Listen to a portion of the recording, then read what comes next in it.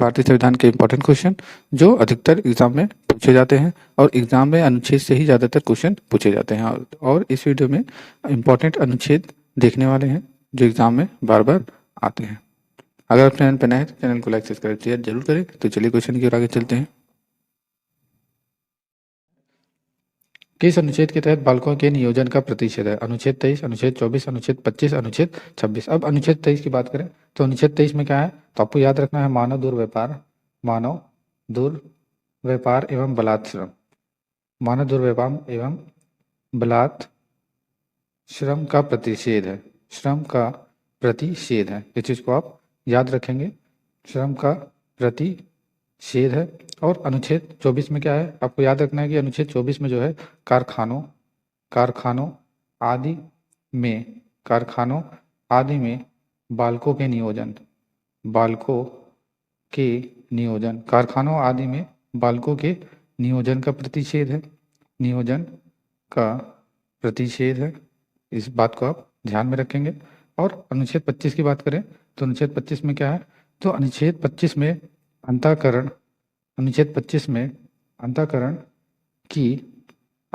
की और धर्म के अबाध रूप से मानने, आचरण करने और प्रचार करने की स्वतंत्रता। और अनुच्छेद 26 की बात करें तो अनुच्छेद 26 में जो है क्या है, धार्मिक कार्यों, अनुच्छेद 26 में धार्मिक कार्यों, अनुच्छेद 26 में धार्मिक कार्यों के प्रबंध की स्वतंत्रता का प्रावधान है। तो अनुच्छेद 23 में मानव दुर्व्यापार एवं बलात्श्रम का प्रतिषेध है। और अनुच्छेद 24 में क्या है, कारखानों आदि में बालकों के नियोजन का प्रतिषेध है। और अनुच्छेद 25 में याद रखना है अंतःकरण की ओर और धर्म के अबाध रूप से मानने की स्वतंत्रता है। और अनुच्छेद 26 में जो है धार्मिक कार्यों के प्रबंध की स्वतंत्रता। तो इस क्वेश्चन में पूछा गया कि किस अनुच्छेद के तहत बालकों के नियोजन का प्रतिषेध है। तो इस प्रश्न का जो सही आंसर है वो क्या होगा, जल्दी से बताइए। प्रश्न का जो सही आंसर है वो option number B is right. अनुच्छेद 24 में कारखानों आदि में बालकों के नियोजन का प्रतिषेध दिया गया है। नेक्स्ट क्वेश्चन है, किस अनुच्छेद के तहत व्यक्ति को अपने धर्म के लिए संस्थाओं की स्थापना व पोषण करने, विधि संबद्ध संपत्ति के अर्जन, स्वामित्व, प्रशासन का अधिकार है? अनुच्छेद 26, अनुच्छेद 27, अनुच्छेद 28, अनुच्छेद 29। अब आपको याद रखना है कि अनुच्छेद 26 में क्या दिया गया है, तो अभी हमने बताया था धार्मिक कार्यों के प्रबंधन, धार्मिक कार्यों के प्रबंध की स्वतंत्रता, इस बात को आप याद रखेंगे, धार्मिक कार्यों के प्रबंध की स्वतंत्रता अनुच्छेद 26 में। और अनुच्छेद 27 में याद रखना है क्या है, तो अनुच्छेद 27 को छोड़िए, 28 को छोड़िए और अनुच्छेद 29 में आपको याद रखना है कि अल्पसंख्यक,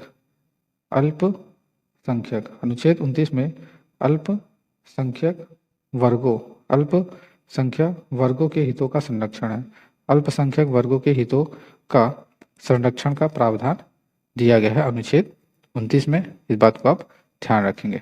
तो इस प्रश्न का जो सही उत्तर है वो क्या होगा, क्वेश्चन का जो सही आंसर है वो option number A is right, अनुच्छेद 26। नेक्स्ट क्वेश्चन है, किस अनुच्छेद के तहत राज्य विधि से पूर्णतः पोषित किसी शिक्षा संस्थान में कोई धार्मिक शिक्षा नहीं दी जाएगी? अनुच्छेद 27, अनुच्छेद 28, अनुच्छेद 29 और अनुच्छेद 30। अब अनुच्छेद 29 में हमने बताया था कि अनुच्छेद 29 में क्या है, अल्पसंख्यक, अनुच्छेद 29 में अल्पसंख्यक वर्गों के हितों का संरक्षण है, वर्गों के हितों का संरक्षण का प्रावधान है। और अनुच्छेद 30 में क्या है, तो आपको याद रखना है अनुच्छेद 30 में जो है शिक्षा संस्थाओं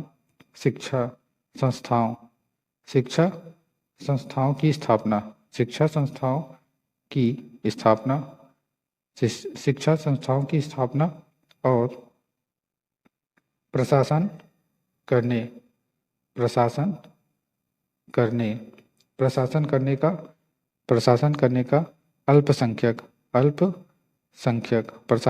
का अल्पसंख्यक वर्गों का अधिकार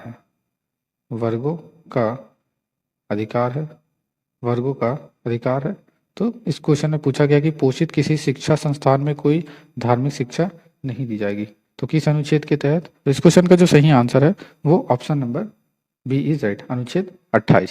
नेक्स्ट क्वेश्चन है, किस अनुच्छेद के तहत राज्य किसी भी व्यक्ति को ऐसे कर देने के लिए बाध्य नहीं कर सकता जिसकी आय किसी विशेष धर्म अथवा धार्मिक संप्रदाय की उन्नति या पोषण में व्यय करने के लिए विशेष रूप से निश्चित कर दी गई?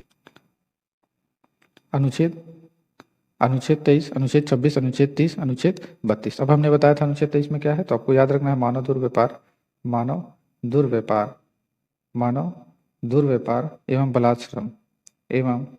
बलात् श्रम का प्रतिषेध है, इस चीज को आप याद रखेंगे, प्रतिषेध है। और अनुच्छेद 27 में हमने क्या बताया था कि अनुच्छेद 27 में जो है, अनुच्छेद 27 को छोड़ते हैं अनुच्छेद 30 की ओर बढ़ते हैं, तो अनुच्छेद 30 में पिछले वाले क्वेश्चन में बताया था कि शिक्षा संस्थाओं की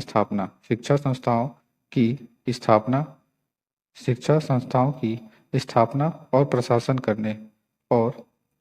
करने का अधिकार, प्रशासन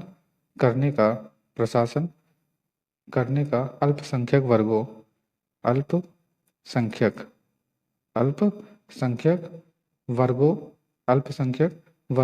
का अधिकार है। ये हमने अभी पिछले वाले क्वेश्चन में बताया था। और आपको याद रखना है कि अनुच्छेद 32 में क्या है, अनुच्छेद 32 में जो है ये संवैधानिक उपचारों का अधिकार है। अनुच्छेद 32 में क्या है, संवैधानिक उपचारों का अधिकार दिया गया है। अनुच्छेद 23 में क्या दिया है, मानव दुर्व्यापार एवं बलात्श्रम का प्रतिषेध। और अनुच्छेद 30 में दिया है शिक्षा संस्थाओं की स्थापना और प्रशासन करने का अल्पसंख्यक वर्गों का अधिकार है। और अनुच्छेद 32 में क्या है, संवैधानिक उपचारों का अधिकार। तो इस प्रश्न का जो सही उत्तर है वो क्या है, वो option number B is right. अनुच्छेद 27 के तहत किसी भी व्यक्ति को ऐसे कर देने के बाध्य नहीं कर सकता जिसकी आय किसी विशेष धर्म अथवा धार्मिक संप्रदाय की उन्नति या पोषण में व्यय करने के लिए विशेष रूप से निश्चित कर दी गई हो। नेक्स्ट क्वेश्चन है, किस अनुच्छेद के तहत अंतर्राष्ट्रीय शांति और सुरक्षा की अभिवृद्धि का प्रावधान है? अनुच्छेद 41, अनुच्छेद 40, अनुच्छेद 45, अनुच्छेद 51। तो याद रखना है कि अनुच्छेद 41 में क्या दिया गया है, तो अनुच्छेद 41 में दिया गया है कि कुछ दशाओं में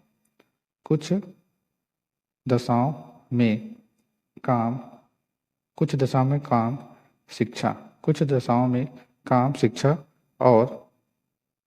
और लोक सहायता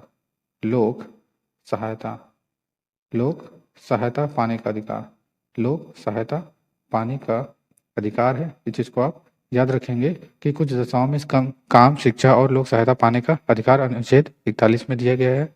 और अनुच्छेद 41 में क्या है, तो याद रखना कि अनुच्छेद 41 में जो है ग्राम पंचायत की स्थापना का प्रावधान है। ग्राम पंचायत की स्थापना का प्रावधान दिया गया है। ये वेरी वेरी इंपॉर्टेंट क्वेश्चन है। ये अधिकतर एग्जाम में संविधान टॉपिक से यही क्वेश्चन ज़्यादातर पूछा जाता है। और अनुच्छेद 45 में क्या दिया गया है कि 6 वर्ष, अनुच्छेद 45 में है 6 वर्ष से कम आयु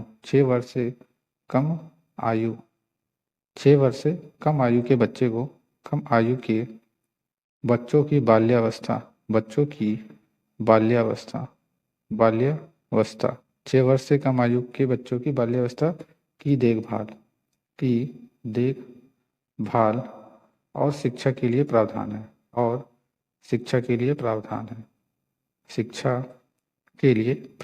इस चीज को आप याद रखें। और अनुच्छेद 51 की बात करें तो अनुच्छेद 51 में क्या दिया गया है, तो आपको याद रखना है अनुच्छेद 51 में अंतर्राष्ट्रीय शांति और सुरक्षा की अभिवृद्धि का प्रावधान दिया गया। तो इस प्रश्न का जो सही उत्तर है अनुच्छेद 51 है। एक बार फिर से इसको रिवाइज कर लेते हैं। अनुच्छेद 41 में जो है कुछ दशाओं में काम शिक्षा और लोक सहायता पाने का अधिकार है। और अनुच्छेद 40 में क्या दिया गया है, ग्राम पंचायत की स्थापना का प्रावधान है, जो अधिकतर एग्जाम में ये क्वेश्चन पूछा गया है। और अनुच्छेद 45 में क्या है कि 6 वर्ष से कम आयु के बच्चों की बाल्यावस्था की देखभाल और शिक्षा के लिए प्रावधान है। और अनुच्छेद 51 में क्या है, अंतर्राष्ट्रीय शांति और सुरक्षा की अभिवृद्धि का प्रावधान दिया गया है। तो इस चीज को आप याद रखेंगे। नेक्स्ट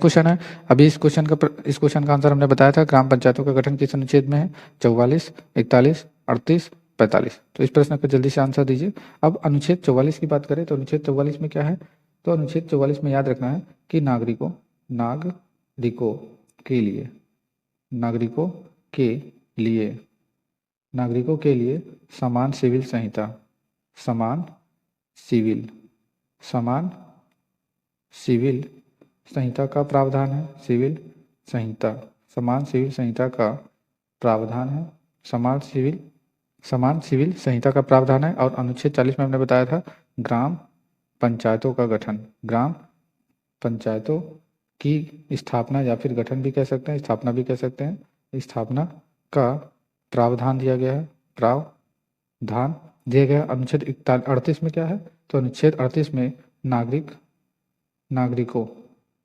नागरिकों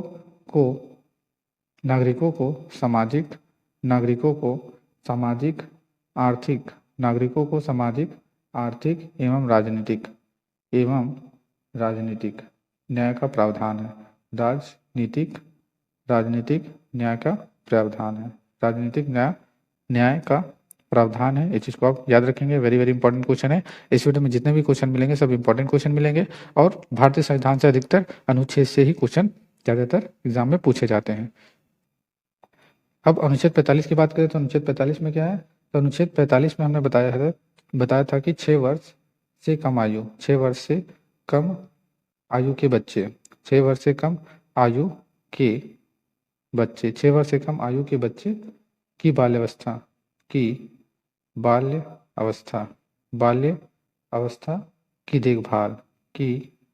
देखभाल, बाल्यावस्था की देखभाल और शिक्षा के लिए प्रावधान दिया गया है। तो ग्राम पंचायतों का गठन किस अनुच्छेद में है, तो आपको याद रखना अनुच्छेद 40 में। और अनुच्छेद 44 में क्या है, नागरिकों के लिए एक समान सिविल संहिता का प्रावधान है। और ये भी याद रखिएगा कि ये जो अनुच्छेद है जल्दी याद नहीं होते हैं, याद होते हैं लेकिन बहुत लोग भूल जाते हैं, इसलिए इसको बार बार रिपीट करें तो आपको अच्छे से जल्दी से याद हो जाएगा। अनुच्छेद 40 हमने बता दिया। अनुच्छेद 38 जो है, अनुच्छेद 38 में क्या है कि नागरिकों को सामाजिक आर्थिक एवं राजनीतिक न्याय का प्रावधान दिया गया है। और अनुच्छेद 45 में क्या है कि 6 वर्ष से कम आयु के बच्चे को बाल्यावस्था की देखभाल और शिक्षा देने के लिए प्रावधान दिया गया है। इस चीज को आप याद रखेंगे। नेक्स्ट क्वेश्चन है, किस अनुच्छेद के तहत काम, शिक्षा और लोक सहायता पाने का अधिकार है? अनुच्छेद 41, अनुच्छेद 40, अनुच्छेद 47, अनुच्छेद 51। तो जल्दी से इस प्रश्न का आंसर बताइए क्या होगा। हमने अनुच्छेद 41 बताया था। अनुच्छेद 41 में क्या है, तो हमने बताया था कि अनुच्छेद 41 में कुछ दशाओं में काम, शिक्षा और लोक सहायता पाने का अधिकार है, लोक सहायता पाने का अधिकार है। ये हमने पहले भी बताया था और अभी भी बता रहे हैं और आगे क्वेश्चन में भी बताएंगे ताकि आपको हमेशा के लिए अच्छे से याद हो जाए। और अनुच्छेद 40 में हमने बताया था ग्राम पंचायत, अनुच्छेद हमने 40 में बताया था ग्राम पंचायत की स्थापना का प्रावधान है या ग्राम पंचायत का गठन का प्रावधान है। इस तरह से भी क्वेश्चन पूछा जाता है, ग्राम पंचायत के गठन का प्रावधान है या फिर स्थापना का प्रावधान है। और अनुच्छेद 47 में क्या है, तो याद रखना पोषाहार स्तर,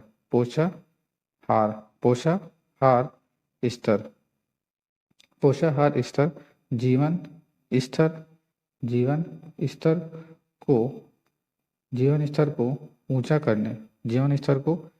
करने,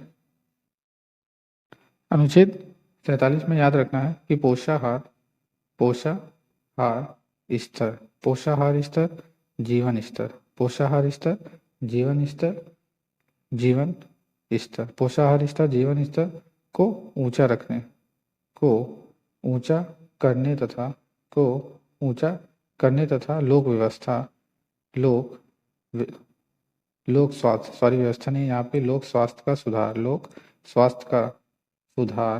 लोक स्वास्थ्य का सुधार करने का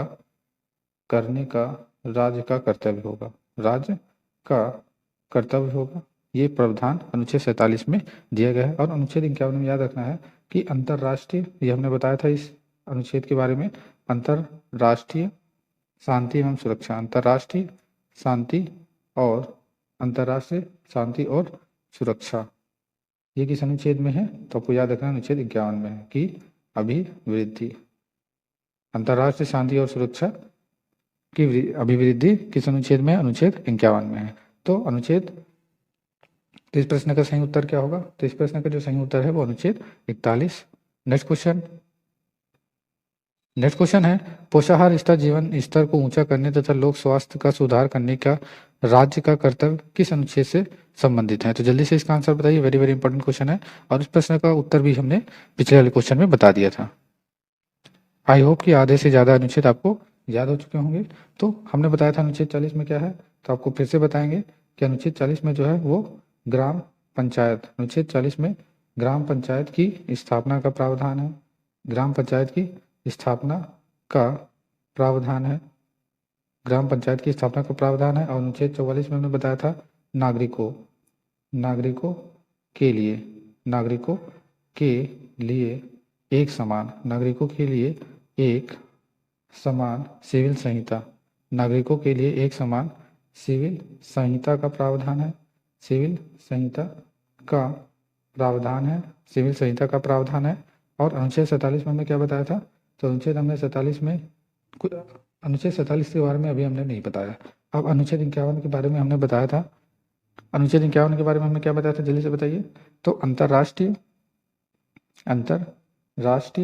शांति, अंतर्राष्ट्रीय शांति और सुरक्षा, अंतर्राष्ट्रीय शांति और सुरक्षा की अभिवृद्धि, सुरक्षा की अभिवृद्धि, सुरक्षा की अभिवृद्धि। तो इस चीज को आप याद रखेंगे। तो इस प्रश्न का जो सही उत्तर है वो हमने पिछले वाले क्वेश्चन में बताया था। तो जल्दी से इसका आंसर बताइए क्या होगा। तो इस क्वेश्चन का जो सही आंसर है वो क्या होगा, अनुच्छेद 47, option number x is right. अब इस वीडियो के बाद हम एक अनुच्छेद 1 से लेके 395 तक के अनुच्छेद आपको ऐसे ही याद कराने वाले हैं। नेक्स्ट क्वेश्चन है, सामाजिक आर्थिक और राजनीतिक न्याय किस अनुच्छेद से संबंधित है? अनुच्छेद 40, अनुच्छेद 39, अनुच्छेद 38, अनुच्छेद 40। यहाँ पे अनुच्छेद 40 फिर आगे है तो इसको हम फिर से बताएंगे तो आपको हमेशा के लिए ये अनुच्छेद 40 याद हो जाए। तो आपको बताया था हमने ग्राम पंचायत की स्थापना या फिर ग्राम पंचायत का गठन, ग्राम पंचायत की स्थापना का प्रावधान है, ग्राम पंचायत की स्थापना का प्रावधान है। अनुच्छेद 39 हमने नहीं बताया है, तो आपको याद रखना है कि राज्य द्वारा अनुसरणीय, राज्य द्वारा अनुसरणीय कुछ नीति तत्व। और अनुच्छेद 38 में हमने बताया था, अनुच्छेद 38 में हमने क्या बताया है कि नागरिकों को सामाजिक आर्थिक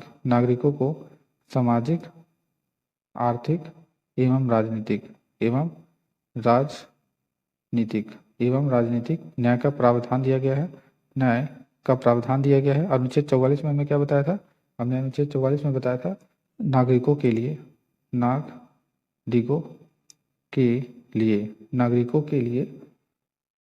एक समान सिविल संहिता का प्रावधान दिया गया है। ये क्वेश्चन हर क्वेश्चन में आ रहा है, लेकिन हर क्वेश्चन में भी इसको हम डिटेल में बताएंगे ताकि ये अच्छे से आपको याद हो जाए। अब अनुच्छेद 40 में हमने क्या बताया था, ग्राम पंचायत की स्थापना का प्रावधान है। और अनुच्छेद 39 में क्या है, राज्य द्वारा अनुसरणीय कुछ नीति तत्व के लिए था। और अनुच्छेद 38 में क्या है कि नागरिकों को सामाजिक आर्थिक एवं राजनीतिक न्याय का प्रावधान है। अनुच्छेद 44 में क्या है कि नागरिकों के लिए एक समान सिविल संहिता। तो यहाँ पे सामाजिक आर्थिक और राजनीतिक न्याय किस अनुच्छेद से संबंधित है, तो आपको याद रखना कि अनुच्छेद 38 है, option number x is right. Next question है, किस अनुच्छेद के तहत राष्ट्रपति द्वारा जारी अध्यादेश तभी कानून का रूप धारण कर पाता है जब संसद के दोनों सदनों की बैठक को 6 सप्ताह के अंदर पारित हो जाए? अनुच्छेद 93, अनुच्छेद 108, अनुच्छेद 123, अनुच्छेद 103। तो जल्दी से इस प्रश्न का उत्तर बताइए क्या होगा। तो अनुच्छेद 93 को छोड़ते हैं, आपको अनुच्छेद 108 याद रखना है कि ये अनुच्छेद 108 भी पूछा जा चुका है एग्जाम में। कुछ दशाओं में दोनों सदनों की संयुक्त बैठक, दोनों सदनों की संयुक्त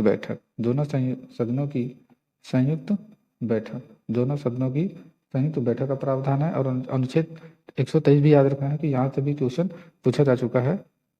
संसद के विश्रांति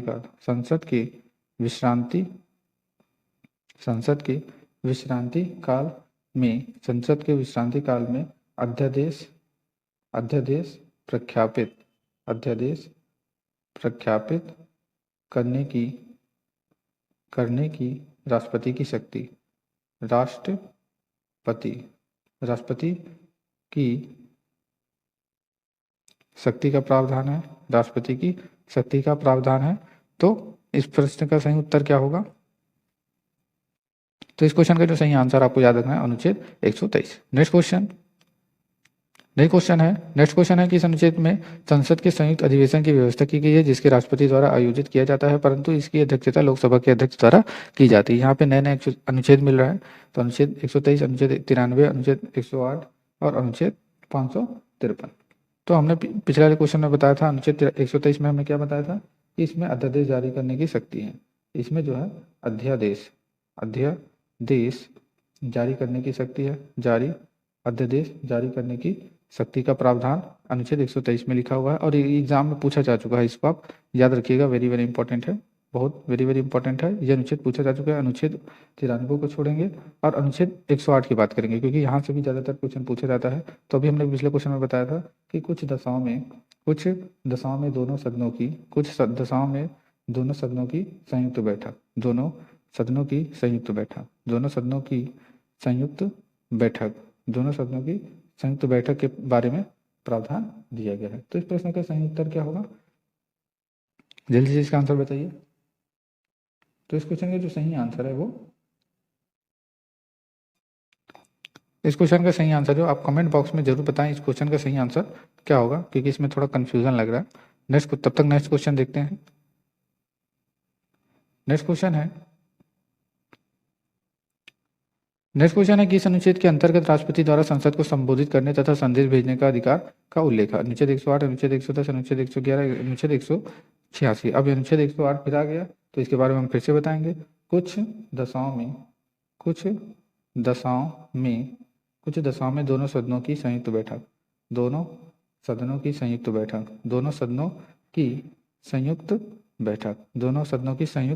बैठक, इस चीज को आप ध्यान में रखेंगे।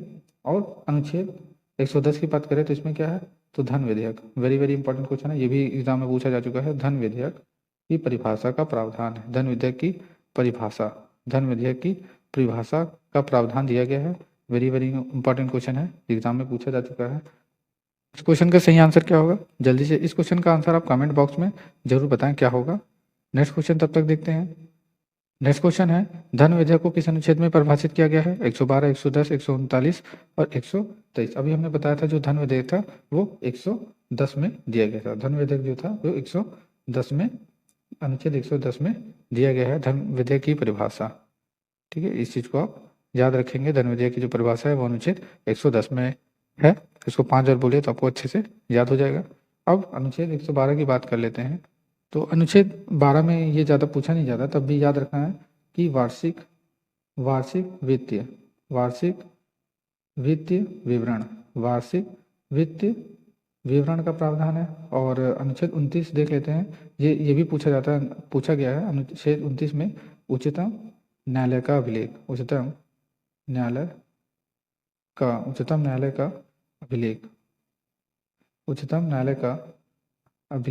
न्यायालय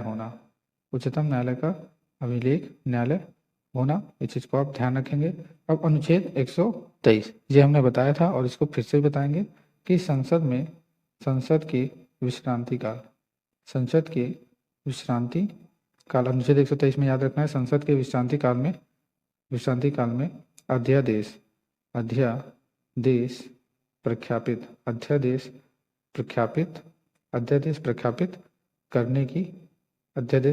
करने की राष्ट्रपति की शक्ति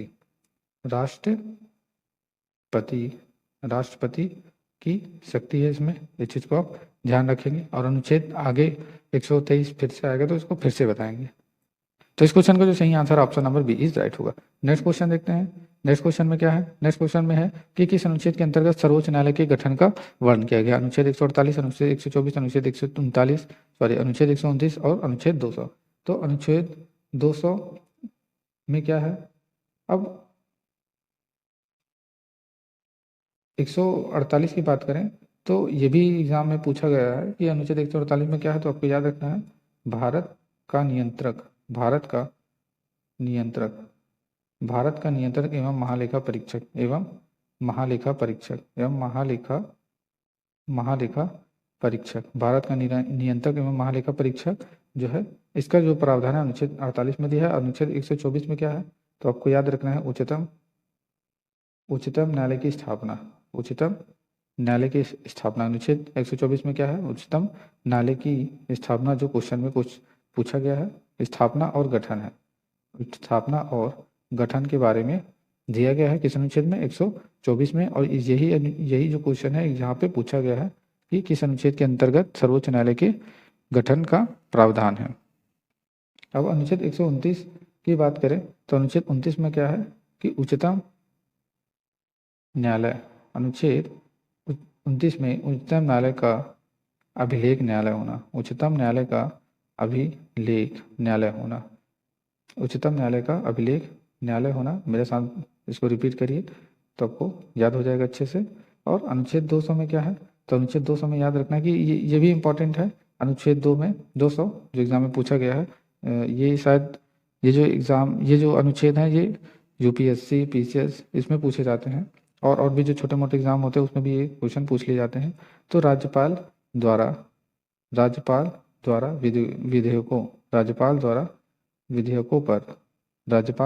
विधेयकों पर यहाँ पे जीघा नहीं है, इसको मिटा देते हैं,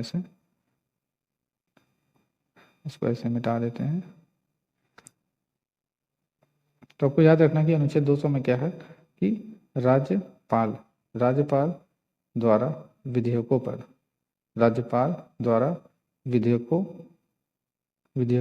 पर अनुमति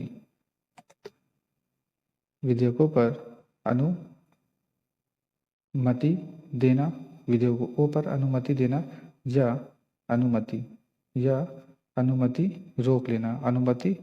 रोक लेना, या फिर राष्ट्रपति के विचार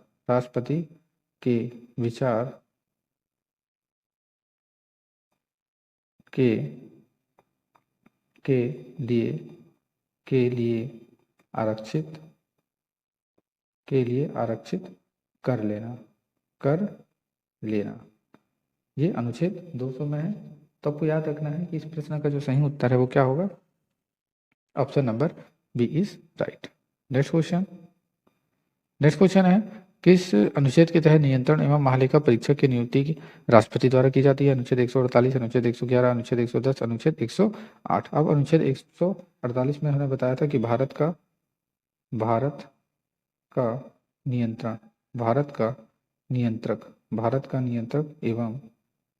नियंत्रक एवं महालेखा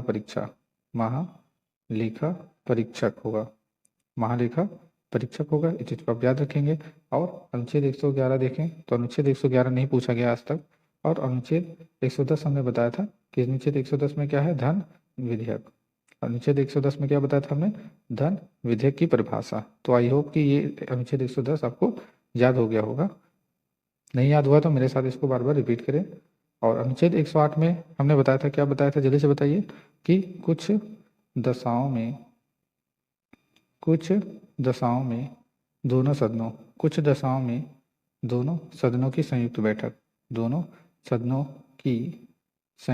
का प्रावधान है। तो जल्दी से बताइए इसका आंसर क्या होगा। तो इस प्रश्न का जो सही आंसर अभी हमने पिछले वाले क्वेश्चन में बताया था, option number A is right. Next question और ये लास्ट क्वेश्चन है, किस अनुच्छेद में यह घोषणा करता है कि भारत राज्य का संघ है। अनुच्छेद 3, अनुच्छेद 5, अनुच्छेद 1, अनुच्छेद 4। तो आपको सबसे पहले याद रखना है कि अनुच्छेद 30 में क्या है।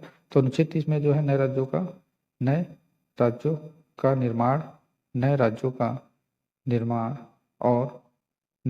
निर्माण और वर्तमान राज्यों